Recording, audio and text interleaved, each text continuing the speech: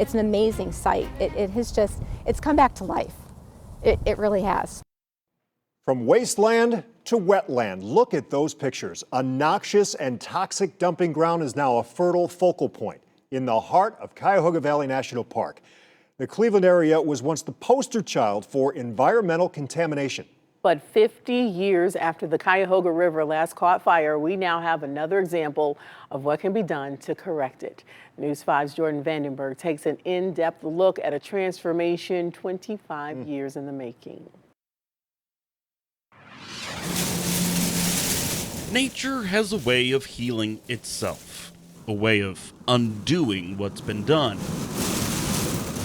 Sometimes it just needs time and someone like Veronica Dickerson. It doesn't do it justice when you see it dormant. She's an environmental protection and safety manager for the National Park Service. I love my job. Cuyahoga Valley is her home office.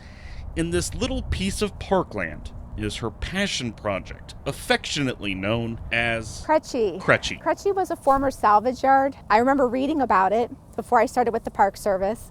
And to get assigned to it was just one of those, you're like a little kid given a Christmas present. 26 years ago, jubilance was hard to come by. In 1985, Cuyahoga Valley National Park acquired a tract of land thinking it was just a junkyard on site.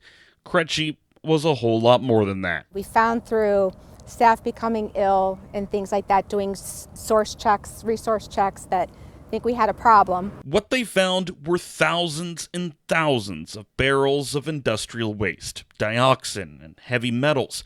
Crutchy was heavy industry's toxic dumping ground. Radiation sources weren't found, but pretty much everything else that you could think of was found on this site. From arsenic to PCBs to other carcinogens, the Crutchy site had it all.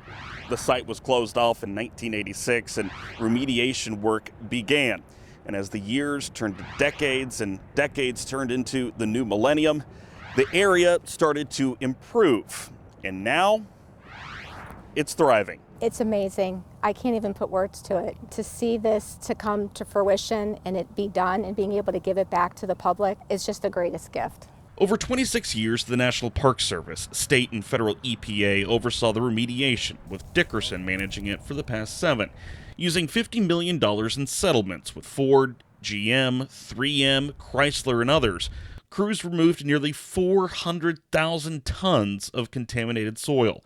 Just consider how far it's come. These are some of the highest quality wetlands in Cuyahoga Valley National Park. You can categorize wetlands, and these are right up there with what they would consider a 3 and a 4.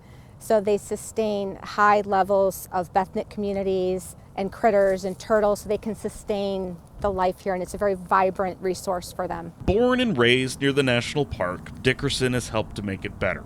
Nature has a way of healing itself. Sometimes it just needs a little bit of time and someone willing to care. And I always say, if anybody has a desire to eat dirt, this is where you come to eat the dirt. At Cuyahoga Valley National Park, the site is clean. Jordan Vandenberg, News 5. So, how close are you to a Superfund site on the national priority list?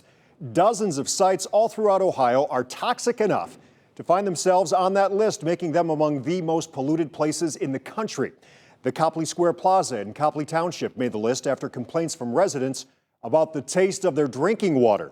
The EPA tested groundwater in Copley in 1990 and found chemicals were seeping underground from a leaky tank underneath a dry cleaning business. The feds still continue to monitor the groundwater to this day. The industrial landfill in Uniontown also makes the list. This former mining and excavation pit was converted into a landfill in 1966. Hundreds of thousands of pounds of solid waste, much of it coming from rubber production in nearby Akron, was dumped into that site before it closed in 1980. Inspectors found known radioactive elements in the landfill, added that site to the national priorities list in 1984. Also on the list, Summit National in Portage County. Roughly 75 companies contributed to the waste dumped into this 15-acre former coal mine strip in Deerfield Township in the mid-70s. They formed the Summit National Trust. They've paid for cleanup and monitoring of that site since the mid-90s. Cleanup activities, we're talking building a collection trench and treatment plant for tainted groundwater, removing drums of waste, dredging contaminants from nearby water sources, and also removing tainted soil. For more on all the toxic sites here in Ohio, go to our News 5 app.